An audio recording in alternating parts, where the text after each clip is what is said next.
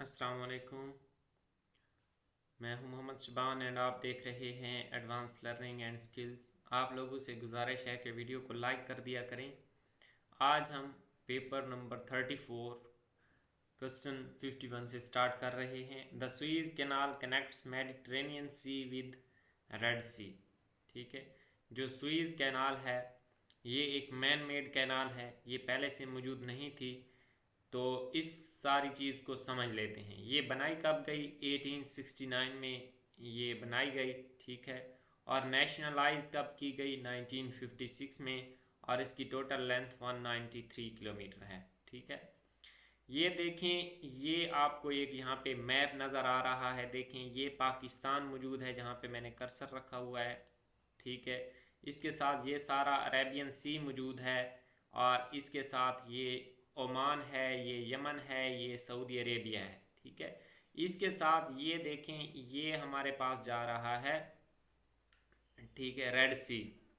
ठीक है, रेड सी जा रहा है। मैं इसको ये ख़त्म कर देता हूँ। तो इस ये रेड सी जा रहा है। इसके साथ देखें, यहाँ पे ये देखें, ये रेड सी है, और इसके साथ जो है दो एक्सटेंशन थी, एक ये और एक ये। ठीक है, दरिया की, ओशन की, ठीक है, सी की। तो देखें, यहाँ से आगे एक सोचा गया कि अगर हम क्या है, बाकी यहाँ पे मैं पूरा वर्ल्ड का मैप दिखा देता हूँ। ठीक है, कि इसके बनाने की क्या ज़रूरत पे, क्यों ज़रूरत पेश आई। ये देखें, ये एक शॉर्ट रूट बनाया गया। ठीक है, फॉर एग्जांपल पाकिस्तान से यहाँ पे आना है। ठीक है, इस जगह तो, या इधर चाइना से, बाकी सारे चीज़ इधर एक बहुत बड़ा मैप है, वो मैं आपको यहाँ पे शो नहीं कर रहा। तो वो सारे क्या करते थे, एक लंबा रूट, क्योंकि यहाँ पे आगे लैंड एरिया था, लंबा रूट काट के इस साइड पे आते थे। तो अब देखें, यहाँ पे शॉर्टेस्ट रूट क्या बनता था कि अगर इस जो हमारे पास ये रेड सी है, इसको एक्सटेंशन दी जाए और यहाँ पे एक कैनाल बना दी जाए, तो हम इसकी मदद से मेडिटरेनियन सी के साथ कनेक्ट हो सकते हैं। क्योंकि आगे ये क्या है, मेडिटरेनियन सी स्टार्ट हो जाता है। ये देखें, तो ये कैनाल बनाई गई। तो सुइज कैनाल क्या है, मेडिटरेनियन सी को रेड सी के साथ कनेक्ट करती है। तो ये यहाँ पे ख़त्म हो गया सवाल। अब देखें, 1956 में जब इसको ये नेशनलाइज किया गया, तो नेशनलाइज करते वक्त जमाल अब्दुल नासिर प्रेसिडेंट थे। किस चीज़ के? इजिप्ट के। क्योंकि ये इजिप्ट का पार्ट है। देखें, यहाँ पे देखें, ये आपको शो भी हो रहा होगा कि ये क्या है, इजिप्ट का पार्ट है। इसके साथ ही सिनाई पेंजुला भी मौजूद है। अब पेंजुला ऐसी लैंड को कहते हैं जिसके तीन साइड पे ओशन मौजूद हो। तो अब देखें, इसकी तीन साइड पे ओशन मौजूद है और एक साइड ढकी हुई है, तो इसको पेनिनसुला बोलते हैं। तो ये भी आप लोगों के समझ आ गई होगी। अब गुल्फ ऑफ अडन देखें, ये देखें, यहाँ पे मौजूद है गुल्फ ऑफ अडन। ये है बिटवीन यमन एंड शुमालिया। देखें, इस साइड पे यमन है और इस साइड पे ये देखें, ये वाली चीज़ जो है, ये छोटा सा लिखा हुआ है शुमालिया। ठीक है, तो इस साइड पे शुमालिया है लैंड और इस साइड पे यमन है। तो उनके दरमियान जो है क्या है, गुल्फ ऑफ अडन मौजूद है। ठीक है, और इसके साथ ही यहाँ पे आगे हमारे पास क्या है, ये सारा रेड सी जा रहा है। ठीक है, मैं आप लोगों को अब बाबुल मंदीप स्ट्रेट यहाँ पे है। ठीक है, ये वाली चीज़ जो है, ये बाबुल मंदीप स्ट्रेट है। ठीक है, ये क्या है, गुल्फ ऑफ अडन के साथ ही मौजूद है। अगर यहाँ तक किसी पॉइंट की समझ नहीं आई तो कमेंट सेक्शन में पूछ सकते हैं। अब देखें, इजिप्ट का जो है दारुल हुकूमत, ये कायरो यहाँ पे शो हो रहा है। तो ये सारी डिस्कशन है, आहिस्ता आहिस्ता होती जाएगी। Most of the ozone in the atmosphere is conducted in the stratosphere। जो ओजोन लेयर है वो हमारे पास स्ट्रेटोस्फेयर में है। अर्थ क्या है, 5 स्फीयर्स में या 5 लेयर्स में डिवाइडेड है। पहली है ट्रोपोस्फेयर, 0 से 20 किलोमीटर तक हमारे पास ट्रोपोस्फेयर का एरिया है। यहाँ पे हम रहते हैं, हमारे जो प्लेन हैं वो फ्लाई करते हैं, बादल बनते हैं। ठीक है, ये सारा सिस्टम क्या है, ट्रोपोस्फेयर में होता है। नेक्स्ट है स्ट्रेटोस्फेयर, ये है 20 किलोमीटर टू 50 किलोमीटर। तो ये ऊपर, ठीक है, खला की तरफ जाने की बात हो रही है। ज़मीन से 20 किलोमीटर तक ट्रोपो है, 20 से 50 तक स्ट्रेटो है। और जो स्ट्रेटोस्फेयर है इसी में हमारे पास ओजोन लेयर भी मौजूद है, और जो जंगी जहाज़ फ्लाई करते हैं वो भी इसी स्ट्रेटोस्फेयर में ही करते हैं। और ये क्या है, आप लोगों को पता है कि due to carbon ozone layer में एक बार होल भी हो गया था, जो कि अंटार्कटिका के ऊपर वाली जगह पे हुआ था। ठीक है, मैसो नेक्स्ट है मीजोस्फेयर। ठीक है, थर्ड, 5 टोटल थे। मीजोस्फेयर है 50 to 80 किलोमीटर। इसमें जो है ये इसकी जो इंफॉर्मेशन है वो है ये है कि ये कोल्डेस्ट स्फेयर है। नेक्स्ट है थर्मो, ये हॉट स्फेयर है, ये 80 to 700 किलोमीटर तक है। और लास्ट वन है एक्सोस्फेयर। ठीक है, एक्सो, ये क्या है, 700 किलोमीटर to 10,000 किलोमीटर है। तो ये इससे रिलेटेड डाटा था। River Tigris and River Euphrates belongs to Mesopotamian civilisation. ठीक है, ये हमारे पास जो ओल्डेस्ट सिविलाइजेशन है वो हमारे पास क्या है, मेसोपोटामिया है। ये इराक का क्या है, पुराना नाम था।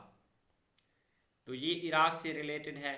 वहाँ पे दरियाए दजला और फुरात ये मेन दरिया हैं। ये कौन सी सिविलाइजेशन से रिलेट करते हैं, मेसोपोटामियन सिविलाइजेशन से। ठीक है, आल्सो जो सुमेरियन सिविलाइजेशन है वो भी हमारे पास क्या है, इराक से ही रिलेट करती है।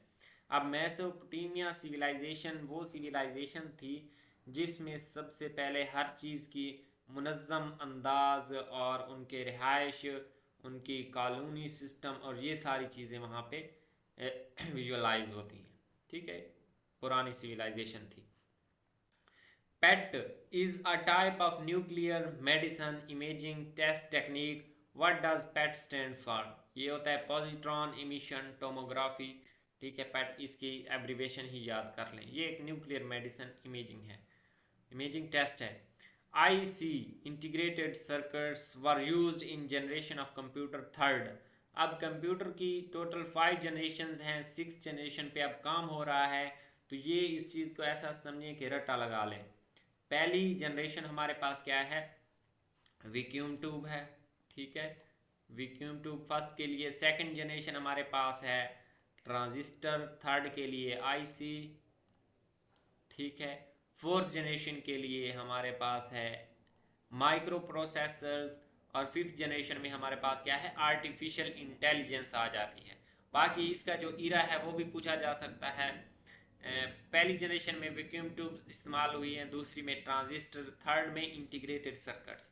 इंटीग्रेटेड सर्किट हमारे पास क्या है, बहुत सारे ट्रांजिस्टर्स को एक छोटी सारी चिप के ऊपर इकट्ठा कर देना, उसको इंटीग्रेटेड सर्किट बोलते हैं। तो ये इंटीग्रेटेड सर्किट थर्ड जनरेशन में यूज़ हुए थे। नेक्स्ट है माइक्रो प्रोसेसर, ये हार्ट ऑफ कंप्यूटर कहलाते हैं माइक्रो प्रोसेसर्स। ये फोर्थ जनरेशन में यूज़ हुए हैं। फिफ्थ हमारे पास AI थी, artificial intelligence. And six generation अभी लॉन्च नहीं हुई, इस पर काम हो रहा है। ये होंगे क्वांटम बिट और आर्टिफिशियल इंटेलिजेंस का मिलाप। क्वांटम बिट हमारे पास क्या है, फिजिक्स का एक बर्निंग टॉपिक है, तो वो मैं यहाँ पे आप लोगों को डिस्कस करना चाहता था, लेकिन क्या है टाइम ज़्यादा हो जाएगा तो इसको स्किप कर देते हैं। बाकी यहाँ 5 जनरेशन है, आप इनको याद कर सकते हैं। 1 horsepower is equal to 746 watts. अब ये 746 वाट्स के इक्वल होता है। इंजन बनाया था जेम्स वाट ने, तो उसकी पावर को कोई ना कोई यूनिट देना था, कोई ना कोई एक चीज़ डिसाइड करनी थी। तो उसने क्या है 746 वाट्स ये कैसे मुकर्रर किए थे।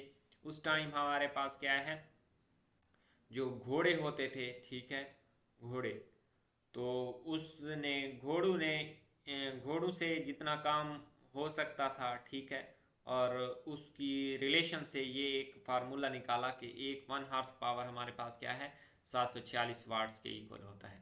Study of family history is called genealogy. ठीक है, genealogy study of family history, जबकि etymology study of origin of words है, और एंटोमोलॉजी ये आपस में मिक्स हो जाते हैं।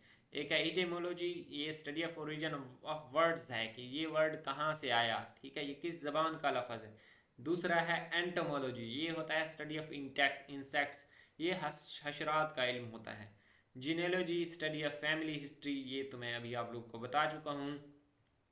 The अनचार्ज particle in an atom is called neutron.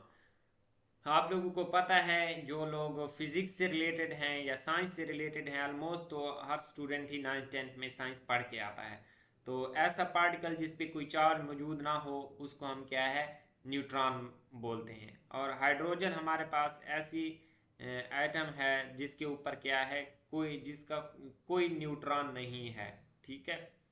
जबकि हमारे पास एक न्यूट्रॉन होता है, एक प्रोटॉन होता है, प्रोटॉन पे पॉजिटिव चार्ज होता है जबकि इलेक्ट्रॉन के ऊपर नेगेटिव चार्ज होता है। तो ये चीज़ें आप लोगों ने याद रखनी है। Which of the following is the first computer to use stored program concept.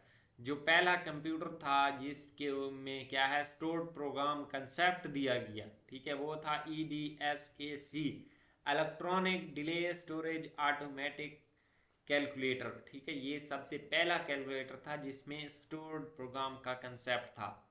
ये किसने डेवलप किया था, ये यूनिवर्सिटी ऑफ कैम्ब्रिज में सबसे पहले 1949 में क्या है, इसको रन किया गया। और इसको प्रपोज करने वाला कौन था, वो था जॉन वन न्यूमैन, ठीक है। ये स्टोर्ड प्रोग्राम का आइडिया उसने दिया था, ठीक है। नेक्स्ट है 60 एंड इन MS वर्ड। अब देखें, formulas and symbols are used in which menu. अब जो फार्मूलाज और सिंबल्स होते हैं वो मैं यहाँ आप लोगों को शो कर देता हूँ। मुझे वर्ड ओपन करना पड़ेगा, मैं ओपन कर लेता हूँ और ये सारी चीज़ें आप लोगों को साथ शो करवाता जाता हूँ, ठीक है। वर्ड के अंदर क्या क्या चीज़ कहाँ पे मौजूद होती है, वैसे मैंने कोर्स भी करवाया हुआ है। तो मैंने यहाँ पे साथ में वर्ड ओपन कर लिया है। अब देखें, यहाँ पे वो पूछ रहा है सिंबल्स, फार्मूलाज एंड सिंबल्स कहाँ पे मौजूद होते हैं, ठीक है। तो insert ribbon and insert menu में वो मौजूद होते हैं। ये देखें, यहाँ पे मैं इंसर्ट पे क्लिक कर लेता हूँ, ये देखें ये इंसर्ट। और इंसर्ट मेन्यू में देखें, ये देखें यहाँ पे सिंबल्स हैं और इक्वेशन के अंदर सारे फार्मूलाज होते हैं। तो insert ribbon and insert menu में ये सारी चीज़ें प्रेजेंट होती हैं, ठीक है। नेक्स्ट है which shortcut key is use to save document. ये MS वर्ड की बात ही हो रही है। डॉक्यूमेंट को सेव करने के लिए MS ऑफिस में भी, इन पेज में भी Ctrl+S, ठीक है, ये शॉर्टकट की है। इसकी मदद से हम डॉक्यूमेंट को सेव कर सकते हैं। Ctrl+B हमारे पास सिलेक्टेड टेक्स्ट को क्या है, बोल्ड करता है। अगर हमारे पास कोई टेक्स्ट है, ठीक है, यहाँ पे, तो मैं यहाँ पे कोई फाइल ओपन कर लेता हूँ, ठीक है, या कुछ लिख लेते हैं, ठीक है, ABCD, ठीक है, इसको मैंने लिख लिया यहाँ पे। इसको लिखने के बाद यहाँ पे मैं इसका साइज थोड़ा बड़ा कर लेता हूँ। मैं Ctrl+B प्रेस करूँगा तभी हमारे पास ये बोल्ड हो जाएगा, ठीक है। ये देखें बोल्ड हो गया, या यहाँ पे ये देखें ऑप्शन भी मौजूद है इसको बोल्ड करने का। तो ये Ctrl+B होता है बोल्ड करने के लिए। In which view background colour will not be visible, ये हमारे पास होता है प्रिंट व्यू। ये भी मैं आप लोगों को करके दिखा देता हूँ, ठीक है, MS वर्ड में। अब देखें, सबसे पहले मैं इसके बैकग्राउंड पे पेज लेआउट पे जाऊँगा और बल्कि यहाँ पे होम पे ही हमारे पास क्या है, कलर मौजूद होते हैं, ठीक है। ये इसका कलर था और पूरे पेज, बल्कि एक मिनट, पूरे पेज की बात हो रही है तो मैं इसको नो कलर कर देता हूँ। और पेज कलर, ठीक है, ये पेज कलर मौजूद है, यहाँ पे मैं कोई भी कलर कर देता हूँ। फॉर एग्जांपल मैंने ये कलर कर दिया है। अब क्वेश्चन में वो पूछ रहा है कि ऐसा कौन सा व्यू है इन विच व्यू बैकग्राउंड कलर वो हमारे पास क्या है, विजिबल नहीं होता। तो आप लोगों को मैंने बताया कि प्रिंट का प्रीव्यू है। तो प्रिंट प्रीव्यू के लिए हम क्या है, Ctrl+P यूज़ करते हैं। अब देखें, जैसे ही मैंने Ctrl+P प्रेस किया है तो इसके बैकग्राउंड कलर ख़त्म हो गया है। तो इस तरह ये हमारे पास क्या है, ये Ctrl+P, ये कमांड किस चीज़ की है, प्रिंट करने की। ये प्रिंट करने का सारा प्रोसीजर कैसे कैसे है, ऑड पेज कैसे प्रिंट करने हैं, इवन ये सारी चीज़ें मैंने वहाँ पे कोर्स में बताई हुई है, तो ये वहाँ से आप देख सकते हैं। तो ये व्यू था जिसमें क्या है, हमारे पास बैकग्राउंड कलर विजिबल नहीं होता। विच of the following is a database management system, और एसएल, ठीक है, एज इट इज, इसको याद करना है। नेक्स्ट है व्हाट इज 3.4% ऑफ 1000, ठीक है। अब इसको सॉल्व करना है, जिस कोई भी रकम दी गई हो और उसकी परसेंटेज फाइंड करनी हो। परसेंट का मतलब होता है 1/100, तो 3/4/100 मैंने लिख दिया है। और जिस चीज़ की परसेंटेज फाइंड कर रहे हैं उसके साथ उसको मल्टीप्लाई कर देना है, ठीक है। ये 2 सिफर्स के साथ 2 सिफर्स कैंसिल हो जाएंगी। आप देखें इशारिया यहाँ पे लगा हुआ है। अगर आप साइंस के स्टूडेंट्स हैं तो आप इसको इजीली गेट कर जाएंगे, और अगर आर्ट्स के स्टूडेंट हैं तो भी आई थिंक आप लोग क्या है इसको गेट कर जाएंगे। अब देखें कोई भी रकम हो, हमने क्या है उसको कसर में चेंज करना है, इशारिया वाली को, ठीक है। ये 1.6 है फॉर एग्जांपल। अब इसको मैंने इशारिया में चेंज करना है तो मैं क्या करूँगा, इसके बटे में जहाँ पे इशारिया है उसके नीचे 1 लिख दूंगा, और इसकी राइट साइड पे जितने हिस्से मौजूद हैं उसकी जगह मैं 0 लिखता जाऊँगा। तो एक हिस्सा मौजूद था तो मैंने यहाँ पे 0 लिख दिया, और ये आप इशारिया यहाँ से ख़त्म हो जाएगा। तो अब 3.4 को मैं 34/10 लिख सकता हूँ, ठीक है, इस कंसेप्ट की मदद से। तो अगेन ये सिफर आपस के एक दूसरे के साथ कैंसिल, और आंसर क्या आ जाएगा 34। ये हमारे पास आंसर आ गया। नेक्स्ट है द नंबर हु 7% इज 42। अब देखें यहाँ पे था हमने वो नंबर फाइंड करना था, ठीक है, कि कितना इस 1000 का कितना परसेंट आएगा। अब हमने पहले 1000 हमें दिया गया था, अब हमने उसकी जगह x लेट कर लेना है, ठीक है। हम लिखेंगे उसकी जगह क्या है x लेट कर लेंगे, और हमें यहाँ पे ये वाली रकम दी गई है, ठीक है, इसकी जगह वाली रकम दे दी गई है,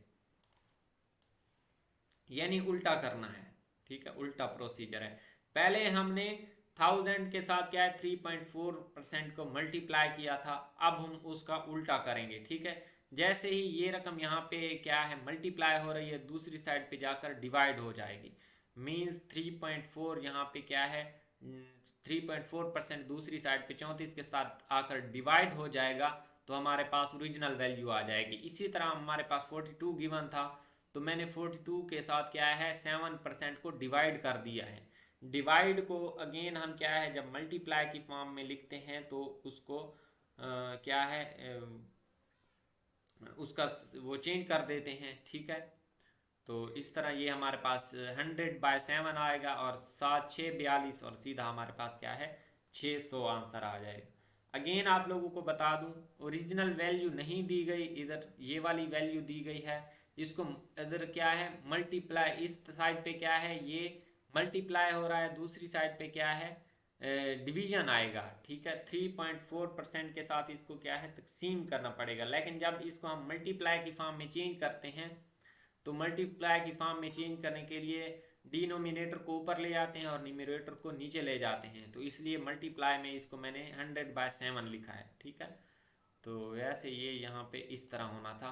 फॉर एग्जांपल ये हमारे पास 42 था, ठीक है, और इसके साथ हम लिखते 3 में ये 7% है तो इसको हम 7% लिख देते, लेकिन इसको मल्टीप्लाई में चेंज करना था तो 100 को ऊपर लिखा है, ठीक है, और 7 को नीचे लिखा है। तो इस तरह ये हमारे पास 600 आ गया। नेक्स्ट है a rectangular has length of 10 centimetre. अब एक हमारे पास रेक्टेंगल है उसकी लेंथ 10 सेंटीमीटर है and perimeter is 30 centimetre. Find the width of the rectangular. अब देखें हमारे पास जो पेरीमीटर है किसी भी चीज़ का किसी भी शक्ल का जो सर्कुलर होता है उसका होता है हमारे पास सरकमफेरेंस, ठीक है। पेरीमीटर उस लेंथ को कहते हैं जो इसकी बाहर वाली पट्टी की लेंथ है, ठीक है। ये जो इसके कोनों की सारी सारी लेंथ है इसको हम क्या है पेरीमीटर बोलेंगे। क्या बोलेंगे पेरीमीटर। ये हमें पूरी की पूरी दी गई है, ये हमारे पास है 30 सेंटीमीटर। अब देखें इसकी लेंथ भी बता दी गई है कि ये है 10 सेंटीमीटर। अब हम यहाँ से देख सकते हैं कि इसका पेरीमीटर कैसे आएगा। इसकी एक लेंथ ये, इसकी एक लेंथ ये, दो लेंथ ये ऐड कर दें, एक विड्थ ये एक विड्थ दे, ये दोनों विड्थ, तो 2 इंटू लेंथ प्लस विड्थ इनको ऐड करेंगे तो हमारे पास पेरीमीटर की वैल्यू आ जाएगी जो कि हमें दी गई है 30 सेंटीमीटर। अब देखें दोनों साइड पे 2 डिवाइड कर दें तो ये 15 सेंटीमीटर रह जाएगा। अब विड्थ प्लस लेंथ हमारे पास क्या है 2 डिवाइड करने के बाद, ठीक है, ये फार्मूला यही बन रहा था ना, तो 15 सेंटीमीटर रह गई है। अब इसमें से हमने विड्थ फाइंड करनी है, लेंथ हमें दी गई थी तो लेंथ इस साइड पे प्लस हो रही है, इधर भी -l लिख देंगे और इधर भी -l ये आपस में कैंसिल हो जाएंगे और 15 में से लेंथ हमें 10 सेंटीमीटर दी गई थी, ये माइनस करेंगे तो 5 सेंटीमीटर रह जाएगा। तो इस तरह ये हमारे पास इसका आंसर आ जाएगा। नेक्स्ट है a car is moving with the speed of 120 kilometre per hour. अब हमें स्पीड दी गई है, स्पीड को फिजिक्स की फॉर्म में v से डिनोट करते हैं, ठीक है, v 120 किलोमीटर पर आवर। और इसके साथ हमें डिस्टेंस, हाउ मच डिस्टेंस, ठीक है, ये डिस्टेंस पूछा गया है कितना कवर करेगी, हमें टाइम बताया गया है 4.5 घंटे, ठीक है। तो हमें पता है कि डिस्टेंस का फार्मूला है, बहुत ही इंपॉर्टेंट है, s is equal to v t. तो v वेलोसिटी भी दी गई है, टाइम भी दिया गया है, दोनों को मल्टीप्लाई करेंगे, ये आर के साथ आर कैंसिल हो जाएगा और यूनिट क्या रह जाएगा, किलोमीटर। तो इनको मल्टीप्लाई करेंगे तो 540 किलोमीटर आ जाएगा। देखें फिजिक्स की लैंग्वेज में जब भी आपके पास इस तरह का कोई क्वेश्चन आए, आपने यूनिट साथ में लाजमी लिखना है, ठीक है, क्योंकि आप कहीं पे वो इस पर आर को पर सेकंड में चेंज करके आंसर पूछ सकता है, तो आपने इस चीज़ से कंफ्यूज नहीं होना। नेक्स्ट है a tank is 25 meter long, उसकी लेंथ बताई गई है 25 मीटर, ठीक है। नेक्स्ट है उसकी विड्थ, ये उसकी विड्थ कंसीडर कर लें। और नेक्स्ट है उसकी डीप, यानी ये उसकी डीप है या हाइट कह लें, ठीक है, डीप या हाइट एक ही बात है। अब है उसको प्लास्टरिंग करना है इट्स वॉल्स एंड बॉटम, उसकी वॉल्स एंड बॉटम को क्या है, प्लास्टर करना है एट 75 पैसा पर स्क्वायर किलोमीटर, ठीक है। ये हमने क्या है उसका रेट निकालना है 75 पैसा पर मीटर स्क्वायर के हिसाब से। तो अब देखें इसकी यहाँ पे सबसे पहले एक चीज़ का हमने उसकी फॉर एग्जांपल इसकी साइडें देख लें पहले कितनी बनती हैं, ठीक है। एक साइड ये सामने वाली, ठीक है, और एक बिल्कुल इसके बैक वाली, ठीक है, इसके इसके पीछे वाली, ठीक है। ये दो साइडें बन गई हैं। अब देखें यहाँ पे इसकी ये वाली लेंथ है, इस चीज़ का फाइंड करने के लिए ये उसकी लेंथ है और ये उसकी हमारे पास मैंने क्या है इसको कंसीडर कर लिया, ये उसकी हाइट है, ये लेंथ है और ये हाइट है। अब हमने इसको रंग करना है तो इसका हमें क्या है एरिया फाइंड करना पड़ेगा। ये एक रेक्टेंगल बन रही है, तो रेक्टेंगल का एरिया लेंथ इनटू विड्थ होता है, ठीक है। और इस तरह की कितनी रेक्टेंगल बन रही हैं जिनमें लेंथ और ये हाइट सेम है, एक ये सामने वाली और एक इसके पीछे वाली, दो। तो मैंने 2 इंटू लेंथ इंटू विड्थ कर लिया है प्लस। अब देखें ये वाली साइड देखें, ये वाली, अब ये वाली साइड देखें, ये और ये आपस में क्या है दोनों बराबर होंगी। इसमें एक विड्थ आ रही है ये वाली और एक हाइट आ रही है, तो विड्थ इंटू हाइट, और ये कितनी साइड्स हैं, 2। और नेक्स्ट उसने कहा है सिर्फ बॉटम, ठीक है, वॉल्स एंड बॉटम, बॉटम को करना है, इसका अपर वाला पार्ट नहीं करना। तो बॉटम ये है, तो बॉटम के लिए इसके साथ 2 नहीं लगाना। बॉटम हमारे पास क्या है, एक लेंथ मौजूद है और एक हमारे पास इसकी विड्थ मौजूद है, लेंथ इंटू विड्थ। अब ये हमारे पास इसका टोटल एरिया आ जाएगा जितना जितना हमने क्या है इसको प्लास्टर करना है। अब हम जब एरिया फाइंड कर लेंगे जो कि 744 मीटर स्क्वायर आता है, अब एरिया फाइंड कर लिया है तो अब हमारे पास इसकी कॉस्ट फाइंड करना मुश्किल नहीं है। 744 मीटर स्क्वायर ज़रब 0.75, ठीक है, ये 0.75 पैसा था, 75 पैसा इसको रुपीज़ में लिखें तो 0.75 लिखेंगे और इसको जब मल्टीप्लाई करेंगे तो 558 आ जाएगा। ये हमारे पास करेक्ट आंसर है। नेक्स्ट है 70 question, if books bought at prices ranging from RS 150। अब देखें एक किताब है 150 में बेच रहा है बंदा, 150 से 300 तक, और अगर वही किताब हमारे पास क्या है 250 से 350 तक बेची जाए, what is the greatest possible profit that might be made in selling 15 books. अब 15 बुक्स हैं, हमने उनका प्रॉफिट फाइंड करना है। अब देखें पहले हम क्या है उन 15 बुक्स को 150 के हिसाब से सेल कर देते हैं, तो हमारे पास 2250 रुपये सेल बनेगी, ठीक है। और वही 15 बुक्स को हम 350 के हिसाब से बेच देंगे तो 5250।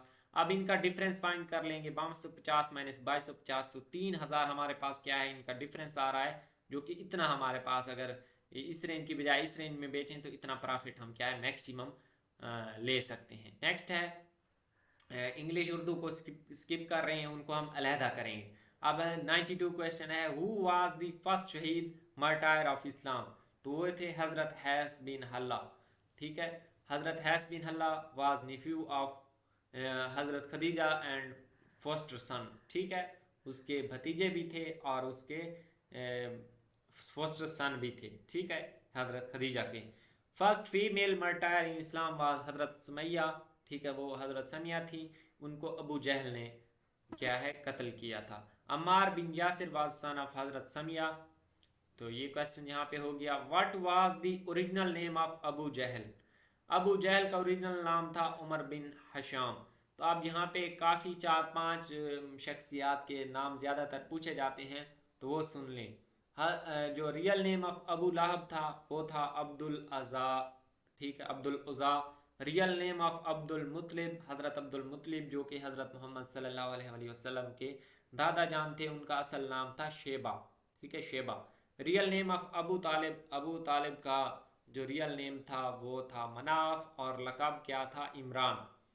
And real name of Abu Bakr, Abu Bakr का रियल नेम था अब्दुल्ला बिन उस्मान, ठीक है। ये कई बार क्वेश्चन इस तरह के पूछे जाते हैं। Real name of Abu Ayyub Ansari was Khalid bin Zaid, ठीक है, ये आप लोगों ने एज इट इज इनको याद कर लेना है। रियल नेम ऑफ अबू जर गफारी वाज जुंदब। हज़रत अब्दुल मुतलिब जो है कुरैश के चौथे सरदार थे, ठीक है। कुरैश जो है फ़हर बिन मालिक के सारे उसी की औलाद में से थे, ठीक है। तो पहले सरदार कुरैश के हमारे पास कौन थे, फ़हर बिन मालिक। सेकंड थे कुसे बिन कुलाब, थर्ड थे हाशिम बिन मनाफ और फोर्थ थे अब्दुल मुतलिब बिन हाशिम, ठीक है। ये फोर्थ सरदार थे कबीले कुरैश के। इन विच सूरा, ये सारी चीज़ें क्या है हम इस्लामियात में कवर करेंगे। इस्लामियात मैंने तैयार की हुई है, वो मैं आप लोगों को यहाँ पे शो थोड़ी सी करवा देता हूँ, थोड़ी सी शो। तो मैं आप लोगों को इस्लामियात शो करवाने वाला था, ये देखें इस्लामियात मैंने यहाँ पे अलहदा इसको सॉल्व किया हुआ है। ये सारी चीज़ें हम क्या है साथ साथ कवर करेंगे इंशाअल्लाह। तो ये हो गया। इन विच सूरा of holy Quran the name of Zulqarnain is mentioned, सूरह कहफ में जुल्करनैन का नाम मेंशन है। हज़रत मूसा अलैहिस्सलाम, हज़रत खिज़र, जुल्करनैन और असहाब कहफ, ये सारे वाक़यात जो है ये सूरह कहफ में मौजूद हैं, ठीक है। What was the name of foster sister of holy prophet, वो था हज़रत शेमा रज़ी अल्लाह ताला अन्हु, ये फोस्टर सिस्टर थी। फोस्टर मदर कौन थी, हज़रत जो पहली फोस्टर मदर थी वो थी सोबिया, ठीक है। सोबिया अबू लहब की लौंडी थी और उसने सबसे पहले हज़रत मोहम्मद सल्लल्लाहु अलैहि वसल्लम को दूध पिलवाया था। जिस साल हज़रत मोहम्मद सल्लल्लाहु अलैहि वसल्लम की पैदाइश हुई तो वहाँ पे क्या है मक्का मुकर्रमा में 7 बच्चों का जन्म हुआ। तो उन 7 बच्चों को अरब में रिवाज था कि उनकी परवरिश क्या है शहर से दूर विलेज में देहात में हुआ करती थी। तो हज़रत मोहम्मद सल्लल्लाहु अलैहि वसल्लम को हलीमा सादिया ले गई थी और 4 साल तक हलीमा सादिया के पास रहे थे। 3 साल बाद वैसे तो वापस उन्होंने देने आना था, लेकिन मक्का में वबा कोई फैल रही थी, इस वजह से हज़रत आमना ने कहा कि अभी 1 साल और रखें। तो 4 साल तक हज़रत मोहम्मद सल्लल्लाहु अलैहि वसल्लम हलीमा सादिया के पास रहे। हलीमा सादिया का जो कबीला था वो बनु साद था। अगर बनु साद का ऑप्शन मौजूद ना हो तो हवाजिन भी लगा सकते हैं, ठीक है। उनकी जो अरब में था कुनियत बहुत मशहूर होती थी, ठीक है। उनकी हलीमा सादिया की बड़ी बेटी का नाम, बड़ी बेटी या बड़े बेटे के नाम से कुनियत होती थी जो बड़ा बड़ा होता था। तो उनकी बड़ी बेटी कब्शा थी, तो हलीमा को क्या है उम्मे कब्शा कहा जाता है और हलीमा के शोहर को क्या है अबू कब्शा कहा जाता था। तो इस तरह ये हमारे पास हज़रत मोहम्मद सल्लल्लाहु अलैहि वसल्लम की कुनियत अबुल कासिम है और इसी तरह हज़रत अली की अबुल हसन है, ठीक है। मनाफ के ये हमारे पास क्या है अबू तालिब जो है मैंने आप लोगों को ये पीछे सारी चीज़ यहाँ पे बता दी है कि मनाफ कौन था, ठीक है। ये देखें अबू तालिब का रियल नाम क्या था मनाफ और उनका लक़ब क्या था इमरान। तो ये यही चीज़ मैंने यहाँ पे लिखी हुई है, ठीक है। नेक्स्ट है what was the real name of Hazrat Abu बकर, अब्दुल्ला बिन उस्मान, ये अभी हम पढ़ चुके हैं। Name the companion who got the title जू शहादतैन, हजरत खुजैमा बिन साबित ने जू शहादतैन का क्या है टाइटल लिया, हजरत मोहम्मद सल्लल्लाहु अलैहि वसल्लम ने उनको दिया था। How many prayers led by Hazrat Abu Bakr during illness of holy prophet, तो हजरत अबू बकर ने 17 नमाजें पढ़ाई थी ड्यूरिंग इलनेस ऑफ हजरत Mohammad. First ever instance of AIDS, ठीक है, ये इस्लामियात के पोर्शन में एक और क्वेश्चन आ गया है। तो ये एड्स का पहला जो केस है वो कहाँ पे रिपोर्ट हुआ, यूएसए में हुआ था।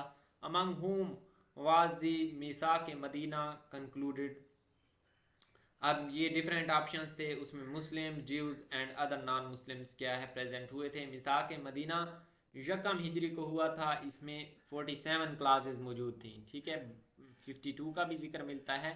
अब देखें वहाँ पे क्या है 52 थी क्लासेस, लेकिन पीपीएससी आजकल क्या है वो 47 का ऑप्शन दे देता है, 52 का नहीं देता। अगर 52 मौजूद हो तो वही लगाना है, अगर 52 मौजूद ना हो तो 47 ही लगा देना है।